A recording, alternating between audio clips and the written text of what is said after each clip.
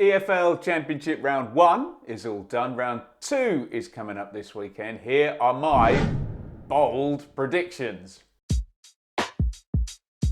Bit of a rarity actually this weekend with all 12 games on the Saturday, starting with the early TV kickoff, Coventry versus Middlesbrough. In the 3 p.m s, it's Birmingham versus Leeds, QPR head off to Cardiff, Huddersfield host Leicester.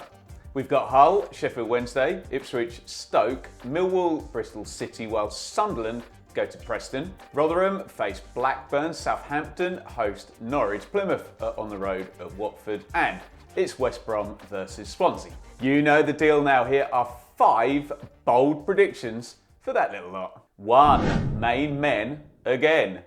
Now, round 1 saw plenty of what would be described as the main men, the focal points, the old school number 9s maybe, all getting off the mark. I'm talking Adam Armstrong, Will Keane, Liam Delap, Brian Hardy, Jerry Yates, Ike Ugbo, Vakun Bio and George Hurst. Now, all 8 of those strikers scored in the first week, so I'm thinking we're going to get some of that bunch going 2 for 2 and scoring again this week. I'm going to say 3 of them, but being these are bold predictions, I'd better name them, hadn't I? So my 3 to score for the second game running, let's go Ugbo for Cardiff, Delap for Hull and Yates for Swansea. 2, The Late Show. Now, round 1 was dripping with stoppage time, with the refereeing clampdown on time wasting, seeing huge amounts of minutes added on, including 13 at the end of Sunderland versus Ipswich. We got ourselves a couple of late goals, nothing out of the ordinary. Somerville on Leeds on 95 minutes, Eder for Norwich on 96. But let's go all in this weekend. I think it's going to be in everybody's heads and we're going to get something even more dramatic. Now, should we go all in on a triple figure goal? Let me pull it back a little bit. I predict we will see the number 98. So a goal 98 minutes or later in one of the championship games this week. So someone possibly getting a very dramatic winner or equaliser. 3, 0 points.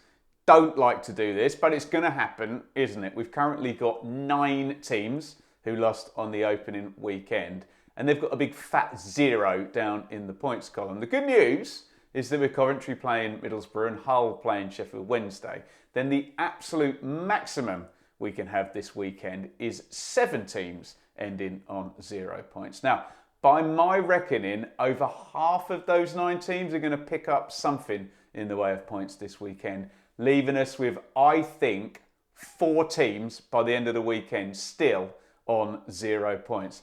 Let me know in the comments how many pointless teams by the end of round 2. Will it be 4, like I say, more or less? 4, playoff rematches.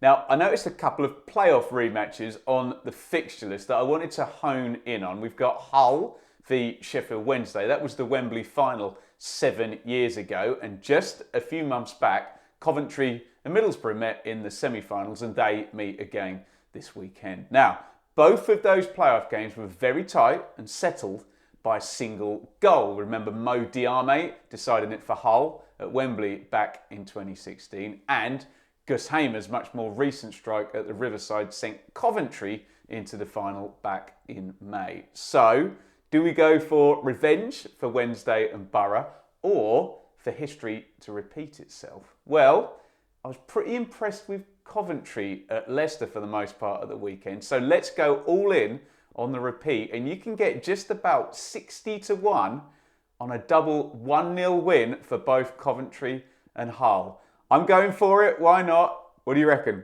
5, front runner. So, who is going to end up top of the table then by the end of round 2? 9 teams won in round 1, but we've got Watford facing Plymouth, Ipswich, Stoke and Southampton facing Norwich. So, we can only get a maximum of 6 potential 6-point teams by the end of the round. Watford have a big advantage on goal difference after that 4-0 win on week 1 and a second straight home game. So, if the Hornets can beat Plymouth, it's going to take a pretty big win from one of the other teams on 3 points already to get them up to the top.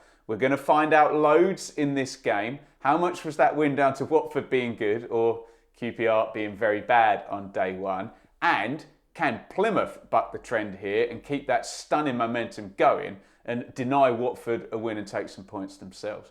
Nothing would surprise me here, but let's go for some sense of Championship equilibrium and Watford to end the weekend at the top of the Championship.